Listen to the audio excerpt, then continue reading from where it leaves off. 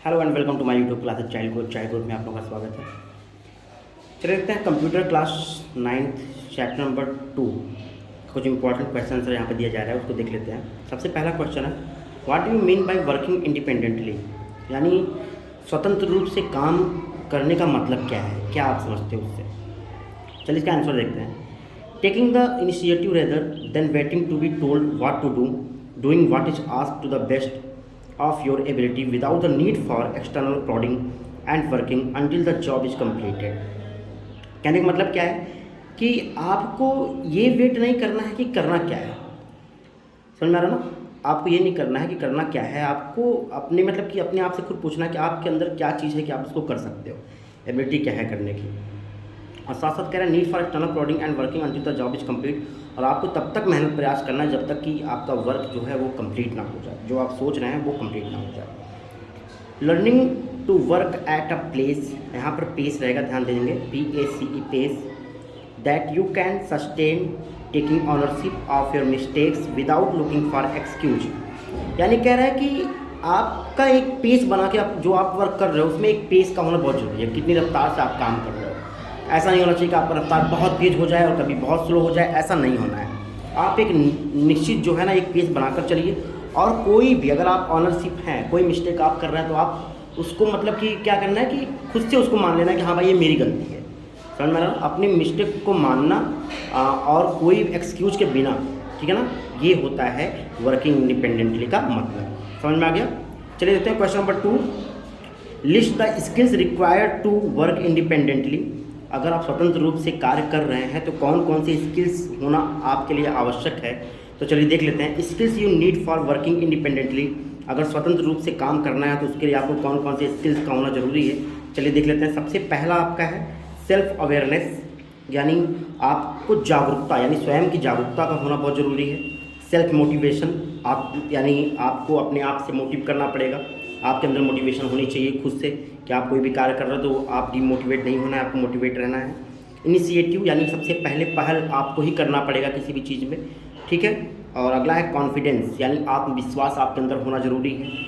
Understand your role, अपनी भूमिका को समझना पड़ेगा कि आपका रोल क्या है, आपकी भूमिका क्या है उस काम में। और इसके बाद है पे अटेंशन टू इंस्ट्रक्शन, यानी जो भी निर्देश हैं उसके प्रति आपको अटेंशन देना पड़ेगा, ठीक है ना, सकारात्मक सोच रखना पड़ेगा। कंटिन्यू योर लर्निंग, यानी लगातार आपको सीखते रहना होगा। ऐसा नहीं कि आप ये मत सोचिए कि आप सब कुछ जान गए हैं, आपको लगातार सीखना पड़ेगा। ये होता है स्किल्स जो आपको इंडिपेंडेंटली वर्क करते समय आवश्यकता होती है। चलिए देखते हैं question number 3।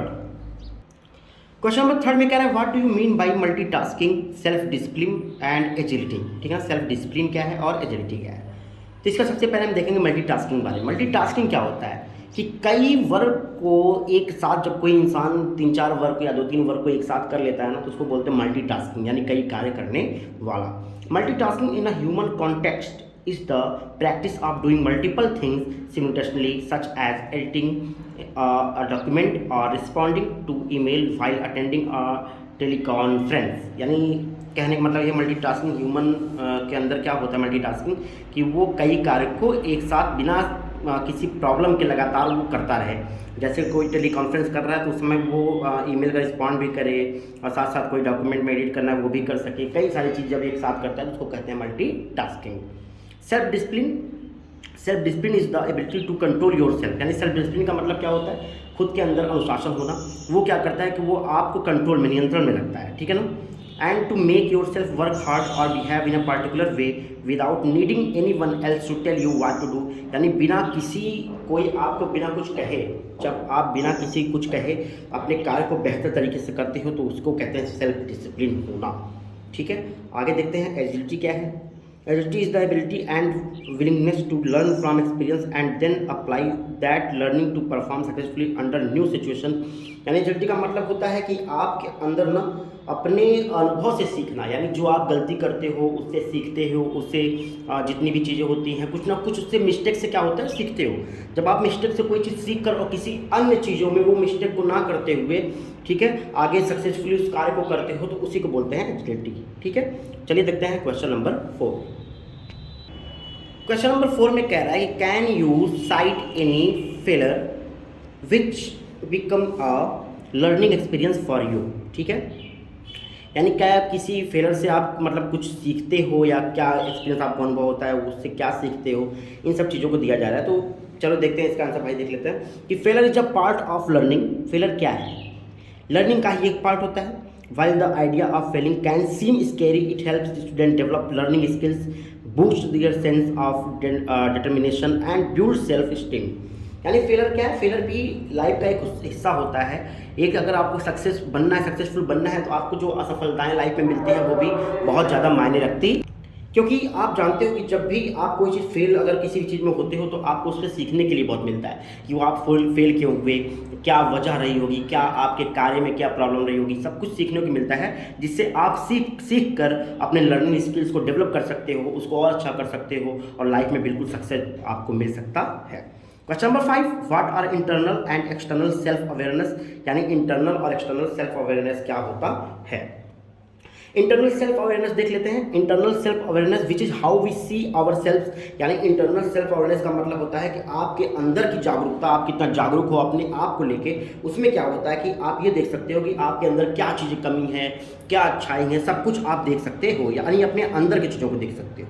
External self awareness क्या है? एबिलिटी टू एसेस और how other people view you is called external self awareness. यानी एक्सटर्नल सेल्फ अवेयरनेस मतलब बाहरी जागरूकता, बाहर के लोगों की, लोग क्या आपके बारे में सोचते हैं, उसमें क्या टेंशन आपको देते हैं, उसको कहते हैं external self awareness.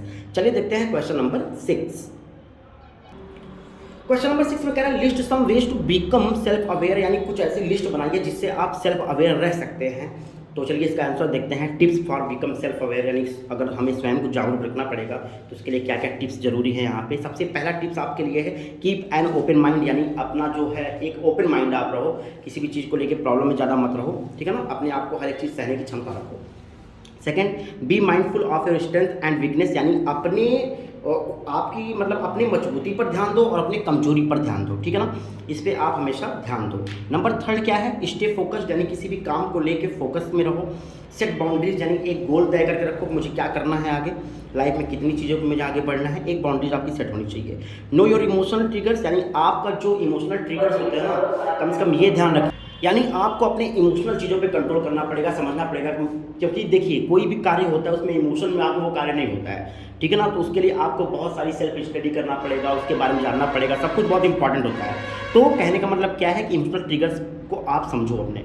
Impress your institution, यानी अपने इंस्टीट्यूशन को लेके आगे मतलब कि बिल्कुल फोकस्ड रहिए, उसके बारे में सोचते रहिए।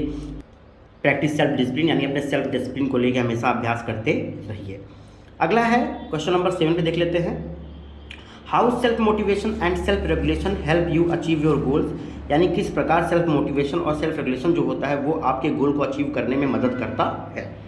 तो सेल्फ मोटिवेशन क्या है? Self motivation is the ability to drive oneself to take initiative and action to pursue goals and complete task. यानी सेल्फ मोटिवेशन क्या होता है? एक प्रकार के आपके अंदर योग्यता होती है कि आप किसी भी चीज़ को, ठीक है ना, आप किसी भी चीज़ की पहल अपने आप से कर सकते हो, सबसे पहले कर सकते हो, और किसी भी गोल को पाने के लिए मतलब सबसे पहले एक्शन ले सकते हो और उसको पूरा कर सकते हो, ठीक है।